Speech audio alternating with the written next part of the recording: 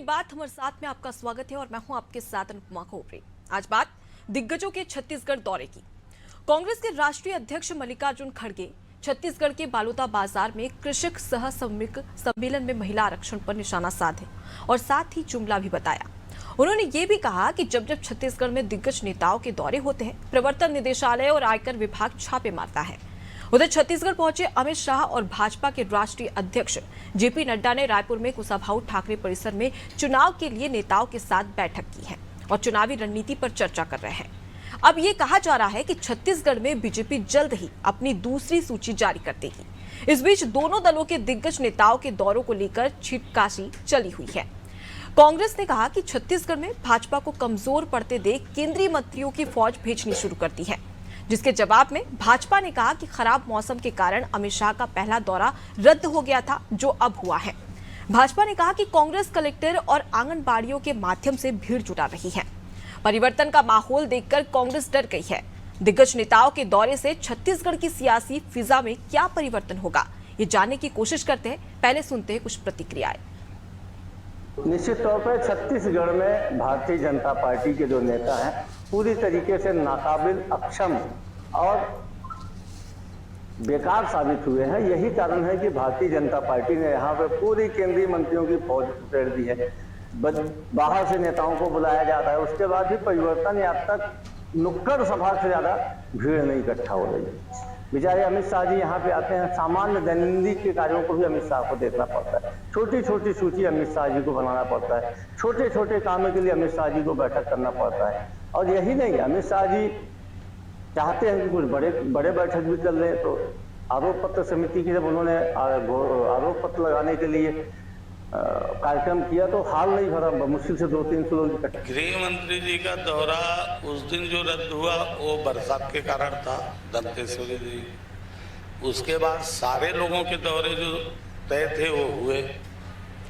और कांग्रेस चिंता मत करे, हमारे यहाँ जो भीड़ आ रही है वो जनता की आ रही है। आपके यहाँ जो भीड़ है वो कलेक्टरों द्वारा इकट्ठा की गई भीड़ है।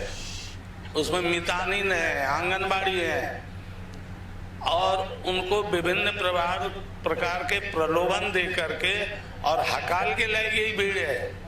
तो आप उन भीड़ों की चिंता मत करें, हमारे पास जन समर्थन का है और आप हकाल के लाए हो। परिवर्तन की इतनी तगड़ी बयान चल रही है जिससे भूपेश सरकार खुद डर गए हैं और बार बार राहुल गांधी, प्रियंका गांधी, खड़गे, अब इनके पास यही तीन है, आगे करके जितने लोग हैं जो भी खड़कते रहते हैं इनको बुला रहे हैं, बाकी तो है नहीं। हमारे पास तो सांसद से लेके विधायक से लेके सब है और सब। चुनावी शोर में दिग्गजों का जोर।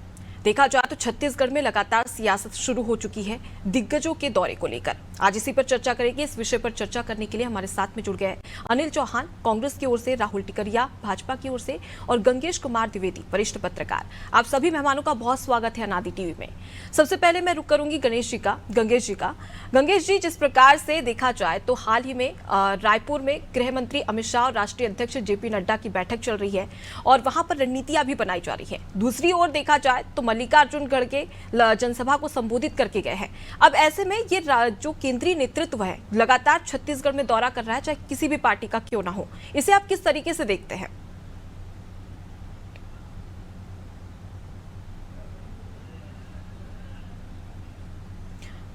गंगेश जी, आप तक मेरी आवाज पहुंच रही है?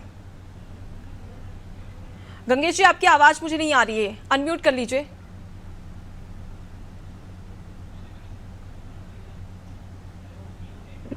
हेलो जी, अब आ रही है, अब बोलिए। जी हाँ, मेरा कहना ये कि हालांकि के भी आचार संहिता नहीं लगा है, लेकिन कांग्रेस बिहार छत्तीसगढ़ में चुनाव बहुत नजदीक है और यही वजह है कि दोनों ही पार्टियां अपने अपने केंद्रीय नेतृत्व दोनों ही पार्टियों के वहाँ पे दौरा कर रहे हैं और कांग्रेस और भाजपा के बीच जबरदस्त टक्कर इस बार होने वाली है। इसकी बड़ी वजह ये है कि क्योंकि पिछली बार भाजपा के खिलाफ 18 कम थी, लेकिन वो इस बार नहीं। इस बार कांग्रेस के 5 साल के हुए कार्य है उनके साथ, तो भाजपा के पास जिन कार्यों को कांग्रेस नहीं कर पाई या उनके घोषणा पत्र में जो कमियां रह गई थी उसको गिनाने का वक्त है। साथ ही साथ एक बार फिर से जनता के बीच अपने वादे लेके जाने का वक्त है। और इस काम को भाजपा भी बखूबी कर रही है। उन्होंने इस बार जिस तरह से पिछली बार कांग्रेस ने जन घोषणा पत्र तैयार किया था जनता के बीच जाके, उसी तरह भाजपा भी जनता के बीच जा रही है और लोगों से अपना जन घोषणा पत्र तैयार करने पड़े लोगों से राय मशवरे कर रही है। तो मुझे लगता है जो भी पार्टी जनता के बीच जाएगी उसको इसका फायदा मिलेगा। और साथ ही साथ क्योंकि ये मामला पिछली बार का मुझे लगता है कि अमित शाह जी खास तौर पर इस बार ज्यादा इंटरेस्ट इसलिए रहे कि पिछली बार अमित शाह जी ने कहा था 65+ का उन्होंने टारगेट दिया था, लेकिन वो 65+ कांग्रेस आ गया था। इस बार अगर वो नहीं आ पाता है तो फिर इस बार कांग्रेस भाजपा के लिए भी वो बुरी स्थिति रहेगी। तो मुझे लगता है ये वजह कि पूरा केंद्रीय नेतृत्व जो है इसमें लगातार ताकत झोंक रहा है। अमित शाह जी के साथ मोदी जी का भी दौरा है। देखिए अगले कुछ दिनों में 2 बार दौरे हैं उनके, 4 दिन के अंदर 2 दौरे मोदी जी के हैं। खड़गे जी का इस महीने का दूसरा दौरा है। राहुल गांधी आके जा चुके हैं कांग्रेस से। तो दोनों ही पार्टियों केंद्रीय नेतृत्व अपनी पूरी ताकत लगा रहे हैं छत्तीसगढ़ में। और खासतौर पर कांग्रेस इसलिए भी लगा रही है कि कांग्रेस पूरे देश में अगर देखा जाए सबसे अच्छी पोजीशन वही छत्तीसगढ़ में है। और छत्तीसगढ़ में भूपेश बघेल एक पिछड़ा वर्ग के बड़े नेता के रूप में उभरे हैं और लगातार जिस तरह के वो बयानबाजी कर रहे हैं वो कहीं ना कहीं पिछड़ा वर्ग के बड़े नेता के रूप में और मोदी जी के टक्कर में खड़े होने की वाली बात है। तो हालांकि अभी वो स्थिति नहीं बनी जो मोदी जी कद को अभी बराबरी कर पा रहे, अभी काफी दूर है वो। लेकिन एक ये है कि इनका जो बयान आ रहा है अभी हाल फिलहाल में वो इस तरह से आ रहा है कि वो कहीं ना कहीं एक बड़े राष्ट्रीय नेता के रूप में उभर सकते हैं। तो मुझे लगता है कि कांग्रेस का जो नेतृत्व है वो भी देख रहा है उनकी संभावना। यही वजह की पूरा फोकस जो छत्तीसगढ़ में है। और छत्तीसगढ़ में इस बार कांग्रेस ने 71+75 तक का टारगेट किया है। तो थोड़ा तो नहीं आएगा, लेकिन ये जरूर है दोनों की टक्कर रहेगी और जो टक्कर में ज्यादा अच्छे संदेश जनता तक ले जाएगा उसकी सरकार में। जी, तो यानी कि इस बार भी चुनाव में बीजेपी और कांग्रेस की जमकर टक्कर देखने को मिलेगी। ठीक है, मैं अनिल जी का रुख करती हूँ।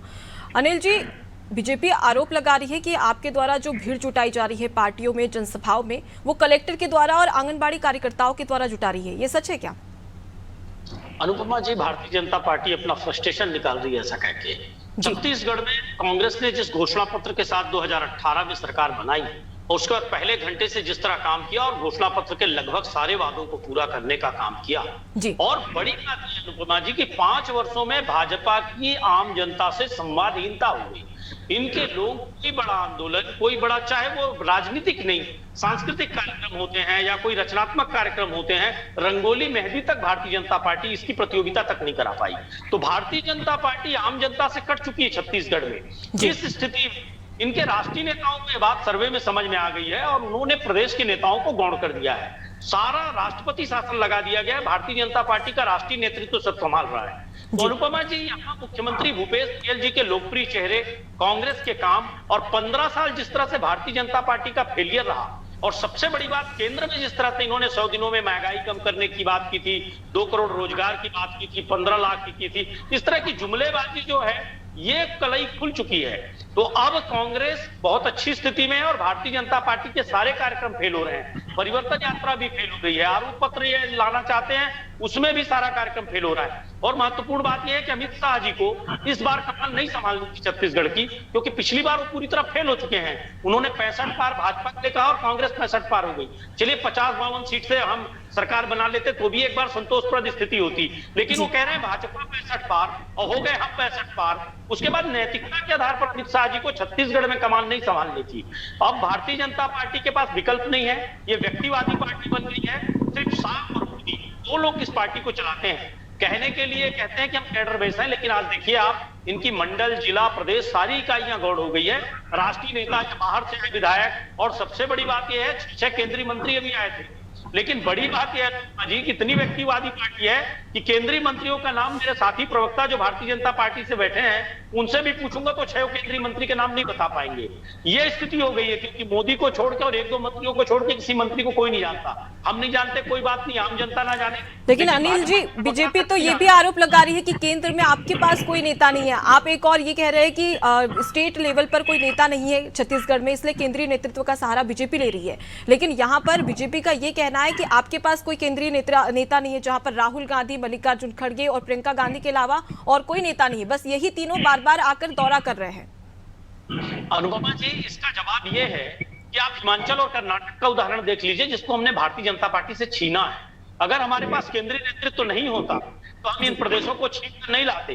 अब देखिए भारतीय जनता पार्टी डाउनफॉल की ओर है, इसलिए वो इस तरह बयानबाजी करती है। हाँ, हमारे राष्ट्रीय नेताओं मार्गदर्शन के लिए यहाँ आते हैं, राष्ट्रीय अध्यक्ष जी आते हैं, राहुल जी आए, प्रियंका जी आए। हमारा राष्ट्रीय नेतृत्व उतना ही दखल देता है जितना स्टेट लीडरशिप को उनका मार्गदर्शन चाहिए। भारतीय जनता पार्टी की तरह यहाँ हाईजेक नहीं करते हमारे राष्ट्रीय नेता सिस्टम को। छोटे छोटे जैसी पुण्यतिथि के छोटा सा कोई कार्यक्रम हो, उसमें भी अमित शाह जी को आना पड़े, केंद्रीय मंत्रियों को आना पड़े, 100 विधायक या दूसरे प्रदेशों से मंगाएं। मतलब आप समझ सकती हैं कि छत्तीसगढ़ की जनता से कितने दूर हो गए हैं और किस तरह से राष्ट्रीय नेताओं का सहारा ले रहे हैं। ठीक है, मैं अनिल जी का रुख कर लेती हूँ। अनिल जी, राहुल गांधी ने अपनी एक सभा को संबोधित करते हुए एक बयान दिया था। उन्होंने दो बातों का जिक्र किया था कि देश डेमोक्रेसी से चलता है, लेकिन जैसे ही केंद्र में बीजेपी की सरकार आई तो प्रधानमंत्री नरेंद्र मोदी देश को ऑटोक्रेसी चला रही है। अब ऐसे में देखा जाए तो ऑटोक्रेसी यानी कि ये सिर्फ एक ही राजा होता है जो कि प्रधानमंत्री नरेंद्र मोदी के द्वारा बोला जाता है। लेकिन वहीं दूसरी ओर देखा जाए तो अगर हम बात कर ले कांग्रेस की, तो कांग्रेस की ओर से ये भी आरोप लगाए जा रहे हैं कि डेमोक्रेसी नहीं बल्कि आप संविधान को खत्म करना चाहते हैं। अनुपमा जी क्षमा करेंगे, मेरा नाम राहुल टिकरिया है। जी जी, आप अनिल जी से बात क्वेश्चन कर रहे थे। विषय ये है कि देखिए, सबसे पहली बात तो जो कांग्रेस आरोप लगाती है कि आज भारतीय जनता पार्टी में एकाधिकार चल रहा है, एक ही राजा का चल रहा है, तो ये अपने आप में दुर्भाग्यपूर्ण बयान है कि आप देखिए कौन सी पार्टी एक घर से चलते आ रही है सालों से और कौन सी पार्टी एक ही घर के भरोसे चलते आ रही है, ये पूरा देश जानता है। बल्कि भारतीय जनता पार्टी समय समय पर अपने नेता और अपने लीडरशिप बदलती रही है। आप देखिए, शून्य से प्रारंभ होकर 2 से प्रारंभ होकर आज शीर्ष तक पहुंचने वाली भारतीय जनता पार्टी के जो नेता है, जो शीर्ष है, वो सदैव बदले। अटल बिहारी वाजपेयी जी जब सर्वप्रथम एक प्रधानमंत्री बने भारतीय जनता पार्टी के ओर से, और उन्होंने आपको ध्यान में होगा सबसे पहली बात, जैसे ही प्रधानमंत्री बना छत्तीसगढ़ को अलग किया, छत्तीसगढ़ को अलग पहचान दी। तो ऐसे प्रधानमंत्री भी भारतीय जनता पार्टी के पास आए, मगर उस समय कोई नरेंद्र मोदी जी भारतीय जनता पार्टी को ऑपरेट नहीं कर रहे थे, मगर कांग्रेस पार्टी को आज भी गांधी परिवार ऑपरेट कर रहा है। तो ये कहना गलत है। और मैं आपको कहूंगा अभी जो कांग्रेस के प्रवक्ता जी हैं अनिल चौहान जी, ये कह रहे थे कि भारतीय जनता पार्टी ने कोई कार्यक्रम नहीं किया, कोई आंदोलन नहीं किया, कोई सांस्कृतिक कार्यक्रम नहीं किया। तो मेरे ख्याल से अनिल जी भूल गए हैं कि प्रधानमंत्री आवास को 450 रोकने के बाद भारतीय जनता पार्टी के विधानसभा घेराव के बाद इनको प्रधानमंत्री आवास प्रारंभ करना पड़ा। उसके बाद आपको बता दूं, महज 4 महीने पहले इन्होंने बेरोजगारी भत्ता देना प्रारंभ किया। उसके पहले तक बेरोजगारी भत्ता और बेरोजगारी भत्ते के विषय में बात नहीं करते थे। युवा मोर्चा के राष्ट्रीय अध्यक्ष और युवा मोर्चा के बड़े मुख्यमंत्री आवास घेराव के बाद ये कार्यक्रम चालू हुआ। और मैं स्वयं एक जनप्रतिनिधि हूँ, जिला पंचायत का सभापति हूँ। मुझे इस सरकार ने 5 बार जेल क्यों डाला? 4.5 साल में अगर आंदोलन नहीं होता, अगर ग्राउंड में काम नहीं होता, तो इनको मुझे जेल डालने की आवश्यकता नहीं पड़ती, कई कार्यकर्ताओं को जेल में भेजने की आवश्यकता नहीं पड़ती। भारतीय जनता पार्टी जमीन पर लड़ रही है। भारतीय जनता पार्टी लोगों के मुद्दों को और इनके जो वादा खिलाफी हैं, आपको बता दूं 2018 में जब ये चुनाव लड़ने आए तब 36 बिंदु का घोषणा पत्र जारी किया गया था, जिसके लिए इन्होंने शराबबंदी तक का एक बड़ा विषय लिखा था, जो 95 लाख मातृशक्तियों के भाव से जुड़ा हुआ विषय था, उस पर छलावा किया। उसके अलावा 10 लाख कर्मचारी, जिसमें शासकीय कर्मचारियों को उच्चतम वेतनमान और संविदा कर्मियों को 10 दिन के भीतर नियमितीकरण का वादा था, कोई वादा पूरा नहीं हुआ। उसके अलावा जो 55 लाख युवा मतदाता हैं छत्तीसगढ़ में, उनके लिए वादा किया गया था कि हम आपको बेरोजगारी भत्ता देंगे 10 लाख युवाओं को, मगर 5 साल बीत गए, 1 लाख युवाओं को भी इन्होंने बेरोजगारी भत्ता नहीं दिया।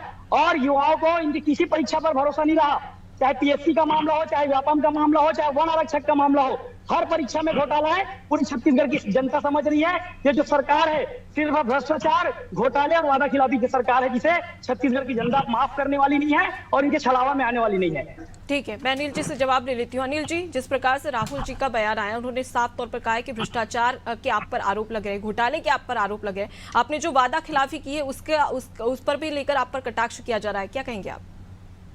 अनुपमा जी, अभी ये जिस आंदोलन की बात कर रहे थे और सांकेतिक गिरफ्तारियों की बात कर रहे थे, कांग्रेस कभी भी बदले की राजनीति नहीं करती। किसी आंदोलन में सांकेतिक अंदर में वो 5 दिन 7 दिन अंदर आए, क्या बात कर रहे हैं? सांकेतिक गिरफ्तारियां नहीं थी करती है। मुझे आपके मुख्यमंत्री जी के भेंट मुलाकात में एक जनप्रतिनिधि को 6 दिन तक गिरफ्तार किया गया था बेमेतरा जिला में। आप ये मत कहिए कि सांकेतिक गिरफ्तारियां रही है। कवर्धा में अगर करेंगे कहीं कट्टरता, अलगाव और विश्व के भारतीय जिले में हर विधानसभा में हम नेताओं को गिरफ्तार किया गया है। ये सांकेतिक गिरफ्तारियां नहीं रही। रोजगार और विकास की बात नहीं कर करते, महंगाई की बात नहीं करते। कहां गया 100 दिनों में महंगाई कम करने का वादा? दूसरी बात यह अनुपमा जी, इस छत्तीसगढ़ में सबसे ज्यादा युवाओं को रोजगार मिला। राष्ट्रीय आंकड़े हैं कि छत्तीसगढ़ में बेरोजगारी सबसे कम है। शिक्षा कर्मियों को और इन्होंने सिर्फ और सिर्फ गोबर का काम दिया है युवाओं को। राहुल जी आरोप वर्मी कंपोस्ट के नाम से जो काम कर रही है वो महिला समूह, उनको ये कहते हैं कि हमने उनको रोजगार दिया है। रोजगार नहीं दिया, उनके साथ छलावा किया गया है। छत्तीसगढ़ में शिक्षा कर्मियों को समान वेतन, ओल्ड पेंशन स्कीम, युवाओं को प्रतियोगी परीक्षाओं में मुफ्त अवसर दिया गया, उनको फॉर्म फ्री किया गया और सर्वाधिक भर्ती की गई। व्यापम में मध्य प्रदेश में इनके राज्यपाल के पुत्र को आत्महत्या करनी पड़ी। 2003 और 5 के पीएससी के अभी तक घोटाले इनके खत्म नहीं हुए। ये भर्तियां बंद कर दिए, क्या बात करेंगे? भैया 2005 का जो पीएससी घोटाला था, आपके सरकार के चेयरमैन थे उसमें, आपके सरकार के चेयरमैन के द्वारा घोटाला किया गया था, जो योगी जी के समय में बैठाया गया था। तो कांग्रेस के पार्टी के ही चेयरमैन के द्वारा घोटाला किया गया था। मैं भी इसी तरह हस्तक्षेप कर सकता हूं। अगर आरोप लगाते हैं तो सुनने का मादा रखिए। आपके हर बिल्कुल हम सुन रहे हैं। आज छत्तीसगढ़ का किसान, जो 5 किसान प्रतिदिन आत्महत्या करते थे, वो आत्महत्याएं रुक गई। जिस नारायणपुर को आपने नक्सल जिला बना दिया था, उसने सुपोषण में राष्ट्रीय अवार्ड मोदी सरकार से लिया है। आप आवास में बात कर रहे हैं, 2019-20 में छत्तीसगढ़ को सर्वश्रेष्ठ क्रियान्वयन के लिए केंद्र की मोदी सरकार ने अवार्ड दिया। उसके बाद 21-22 से आपने सौतेला व्यवहार चालू कर दिया, तो हमें अपनी एक मुख्यमंत्री आवास योजना लानी पड़ी।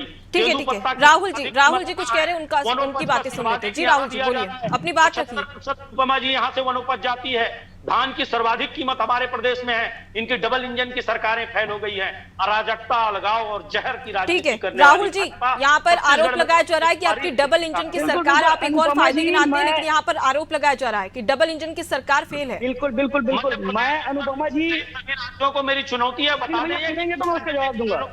ज्यादा दे रहे हैं ये किसी भी फसल की कीमत। ठीक है अनिल जी, राहुल जी को अपनी बात कहने अनुपमा जी, मैं कांग्रेस पार्टी के जितने भी आरोप थे उसमें मैं सिर्फ एक विषय का जवाब दूंगा। वो विषय है गरीबों से संबंधित, वो विषय है गरीबों के आवास से संबंधित। इन्होंने कहा कि 2019 और 20 में, जरा सुनिए अनिल जी, सुनिए, गरीबों का विषय है, गरीब के आवास का विषय है, ध्यान से सुनिए आप। 40 लाख लोग। इन्होंने 2019 और 20 के अवार्ड की बात कही। मैं आपको बता दूं, 2019, 20, 21, 22 तक प्रधानमंत्री आवास को इन्होंने रोक के रखा और 2022 जुलाई में इन्हीं के पंचायत मंत्री टीएस सिंहदेव जी ने यह कहकर इस्तीफा दिया। पत्र में लिखा कि एक करके अनिल जी, मैं आपके पास आ रही हूँ, पहले राहुल जी को अपनी बात पूरी कर लेने दीजिए। और गरीबों का शोषण किया। नहीं बोलने देंगे अब ये नहीं बोलने देंगे, क्योंकि इनके पोल खुलने वाली है, नहीं बोलने देंगे। हजारों गांव जाती है। गरीबों का विषय लेके आ रहा हूँ, गरीबों के आवास का विषय लेके आ रहा हूँ, तो ये नहीं बोलने देंगे। हम गरीबी रेखा के ऊपर आए, हम नहीं कह रहे। ये सिर्फ जुमलेबाजी और झूठ बोल सकते हैं। ये एक्सेप्ट नहीं करेंगे कि हमने प्रधानमंत्री आवास को रोक के रखा, हमने गरीबों के आवास नहीं बनने दिया, नहीं बताएंगे। आप भी मान लीजिए, हम तो रोज कहते हैं झूठी है। चलिए ठीक है अनिल जी का रुख कर रही हूँ मैं। ठीक है अनिल जी का रुख कर रही हूँ। अनिल जी, हाल ही में जब मल्लिकार्जुन खड़गे बलौदाबाजार पहुंचे तो उन्होंने महिला आरक्षण बिल को जुमलेबाजी बताई। अगर जुमलेबाजी ही थी आपकी ओर से, तो फिर आपने लोकसभा और राज्यसभा में इसे सपोर्ट क्यों किया? अनुपमा जी, बहुत अच्छा सवाल है आपका। महिला आरक्षण बिल में तो 2 कंडीशन लगाई गई है, एक जनगणना और दूसरी ये कि परिसीमन हो, पहले डिलिमिटेशन। तो परिसीमन ये जनगणना कर नहीं पाए 2021 में, आगे भी इनका जनगणना का कोई प्रोग्राम है नहीं, सरकार इनकी 2024 में चली जाएगी। ये किस प्रकार की कंडीशन है? दूसरी बात आपकी कि महिला आरक्षण बिल को समर्थन क्यों? कांग्रेस ने पहले भी राज्यसभा में जो महिला आरक्षण बिल पास करवाया था वो जीवित था, उसको लोकसभा में इनको पास कराना था, नहीं कराए। अगर महिलाओं के हित और कल्याण के लिए किसी प्रकार की, भले वो जुमलेबाजी इनकी तरफ से है, लेकिन बिल है तो हमने उस पर आपत्ति भी की और हमने उसका समर्थन भी किया। लोकतंत्र में हमने दोनों मर्यादाओं का पालन किया। हम महिलाओं के विरोध में, महिलाओं के आरक्षण का विरोध नहीं कर सकते थे। हमारी मर्यादा है, हम चाहते हैं इस देश में महिला आरक्षण लागू हो। लेकिन राहुल जी सहित सभी हमारे नेताओं ने कहा इसको इमीडिएट लागू किया जाए और ओबीसी का उसमें आरक्षण भी हो महिलाओं में। लेकिन उसमें तो परिसीमन होगा, जनगणना होगी, उसके बाद में उसे लागू किया जाएगा ना, अचानक से कैसे लागू किया जाएगा? अनुपमा जी, आप विद्वान पत्रकार हैं, मुझे बताइए कि ऐसा कहां लिखा है संविधान में कि बिना परिसीमन और बिना जनसंख्या सेंसस किए हुए ये कोई बिल लागू नहीं हो सकता है? ये कंडीशन जानबूझकर लगाई गई है। ये जनगणना 21 में करा नहीं पाए, उसके बाद 21 से अभी लास्ट अंतिम आ गया और ये जनगणना करा नहीं पाए। और ये जनगणना कब कराएंगे या कौन सी सरकार आएगी, इस तरह की कंडीशन रखना, इसका कहीं जनसंख्या चलिए ठीक है, राहुल जी का रुख कर लेती हूँ। राहुल जी, जब केंद्र में कांग्रेस की सरकार थी तो आपकी ओर से भी अगर देख लिया जाए, बीजेपी की ओर से अगर देख लिया जाए तो आपने महिला आरक्षण बिल लाया, लेकिन वहीं पर जब कांग्रेस लेकर आई थी केंद्र में तब आप ही इसका विरोध कर रहे थे। ये मल्लिकार्जुन खड़गे का आरोप है। देखिए, कांग्रेस की पार्टी महिला आरक्षण के विषय में जबरदस्त आरोपों की पॉलिटिक्स कर रही है और ये पूरा देश समझ रहा है। ये बार बार कह रहे हैं कि हमने 27 साल पहले महिला आरक्षण बिल लेकर आया, वो अटक गया। अरे भैया, 27 साल के बाद आपने कितने साल राज किया? ये क्या ये देश नहीं जानती? ये सिर्फ और सिर्फ जुमलेबाजी कर रहे हैं। चाहते तो ये पहले ही महिला आरक्षण लेकर आ जाते। आज नहीं। अरे अनिल जी, जरा सुन लीजिए, मैंने आपको नहीं टोका, जरा सुन लीजिए। अब जब भारतीय जनता पार्टी और नरेंद्र मोदी जी की सरकार ने ये महिला आरक्षण बिल पास करा दिया और बिल लेकर आए, ये समर्थन करते हैं, ये वहां के सदन में समर्थन करते हैं। बिल्कुल बिल्कुल सदन में समर्थन करते हैं। सुनिएगा, अरे अनिल भैया जरा सुन लीजिए, महिला आरक्षण का विषय है, मातृशक्तियों के से जुड़ा हुआ विषय है। मैंने आपको जरा भी नहीं टोका, मैंने आपको जरा भी क्रॉस नहीं किया और आप मुझे क्रॉस कर रहे हैं। मैं आपको कह देता हूँ, ठीक है, 10 सेकंड में राहुल जी आप अपनी बात कंप्लीट करिए। बिल्कुल बिल्कुल, महिला आरक्षण के विषय में कांग्रेस सदैव राजनीति करते आई है। 27 साल तक अगर इनको महिला आरक्षण बिल पास करना होता तो कर लेते, और आज अगर नरेंद्र मोदी जी महिला आरक्षण को पारित कर देते हैं और लेकर आते हैं तो उसमें राजनीति करते हैं। ये दुर्भाग्यजनक है। देश की महिलाएं और मातृशक्तियां सारी की सारी इनकी राजनीति समझ रही है। ठीक है, मैं गंगेश जी का रुख कर लेती हूँ। गंगेश जी, जिस प्रकार से केंद्रीय नेतृत्व लगातार छत्तीसगढ़ में मौजूद है और लगातार चुनाव प्रचार में जुटा हुआ है, एक और अपने कार्यकर्ता और पदाधिकारियों को जीत का मंत्र भी दिया जा रहा है। वहीं अगर हम बात करें बीजेपी की, तो लगातार केंद्रीय मंत्रियों का जमावड़ा छत्तीसगढ़ में देखने को मिल रहा है। आने वाले समय में आपको क्या लगता है कि जो बीजेपी 15 सीटों में सिमट कर रह गई थी, आने वाले समय में इसमें कोई अंतर दिखेगा? देखिए, अंतर तो निश्चित तौर पर दिखेगा। अभी करीब 4-5 मीडिया सर्वे आए हैं, इसमें ये बताया गया कि कांग्रेस को 55 के आसपास बताया गया, 50 to 55, और वहीं भाजपा को 35 से 40 के बीच बताया जा रहा है सर्वे में। तो अंतर तो बहुत पड़ेगा, इसमें कोई दो मत नहीं है। और अभी ये जो परिवर्तन यात्रा निकली थी, उसमें मुझे जो जानकारी मिली है, उसमें जो लक्ष्य रखा था इन्होंने परिवर्तन यात्रा का, वो था 50+ के आसपास का इन्होंने लक्ष्य तय किया था भाजपा वालों ने, और इसी को टारगेट कर इन्होंने परिवर्तन यात्रा निकाली। जगह जगह ये पूरे करीब 3.5 किलोमीटर की यात्रा, 2900 किलोमीटर लगभग 2900 किलोमीटर की यात्रा इस परिवर्तन यात्रा में उन्होंने की है। और इस यात्रा में पूरा इनके सारे केंद्रीय नेतृत्व, केंद्रीय मंत्री, कई राज्यों के मुख्यमंत्री समेत पूरे प्रदेश की कार्यकारिणी लगी हुई थी, जिला कार्यकारिणी लगी थी, ब्लॉक स्तर पे, तहसील स्तर पे लगातार जाके जनता के बीच इन्होंने जिस तरह से जनसंपर्क किया है, इसका निश्चित तौर पर भाजपा को फायदा मिलेगा। और यही वजह है कि इसके जवाब में कांग्रेस 2 अक्टूबर से एक यात्रा निकालने जा रही है, भरोसे की यात्रा। उसका थीम भी यही है कि अगर उधर जनसंपर्क उन्होंने जिस तक, और यानी कि कुल मिलाकर देख लिया जाए तो 2018 में बीजेपी की जैसी स्थिति देखने को मिल रही है, वैसी 2023 में देखने को नहीं मिलेगी। कुछ अच्छा प्रदर्शन यहाँ पर उम्मीद की जा सकती है बीजेपी से। फिलहाल के लिए आप सभी मेहमानों का बहुत शुक्रिया हमसे बातचीत करने के लिए, इस डिबेट में शामिल होने के लिए। तो देखिए, छत्तीसगढ़ में दिग्गजों का जमावड़ा तो साफ तौर पर नजर आ रहा है, लेकिन आने वाला वक्त ही बताएगा कि आखिर दिग्गजों के द्वारा जो बड़ी बड़ी घोषणाएं की जा रही है, उस पर छत्तीसगढ़ की जनता क्या कुछ प्रतिक्रिया देती है और क्या चुनावी नतीजे सामने आते हैं। फिलहाल के लिए इतना ही। देखते रहिए नादिक टीवी। नमस्कार।